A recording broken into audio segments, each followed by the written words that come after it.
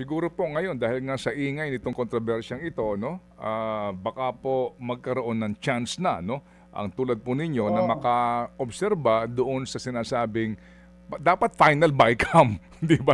As in, Tama 'yon. At ang isang pinag-uusapan din namin at iminungkahi ko nga din kay Secretary Dizon, yung monitoring na pwedeng gawin ng mga tao sa local government, no? Kasi masyadong pag sinabi nating House of Representatives or Senado, nandito lang yan sa Maynila pero ang mga proyekto ay nakaspread out sa iba't ibang lugar sa buong Pilipinas. So nasa local government din yung susi, no, ng pagbabantay.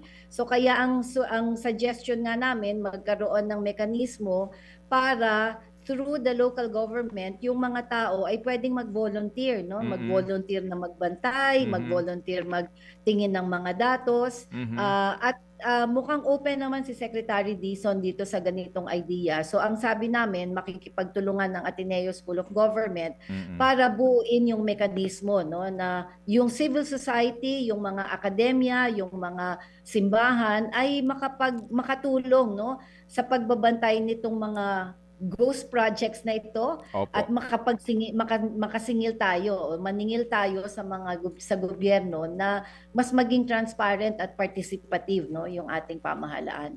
Mga kapatid, brothers and sisters, saan ka pa? Dito na tayo sa totoo.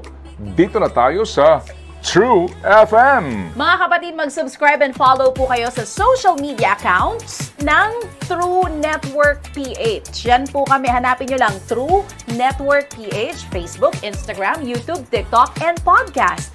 Mapa Apple or Spotify man yan, mahahanap nyo kami. Lahat ng mga napapanood at napapakinggan nyo po sa programa, nasa social media accounts namin yan. So, paano mga kapatid? See you sa social media!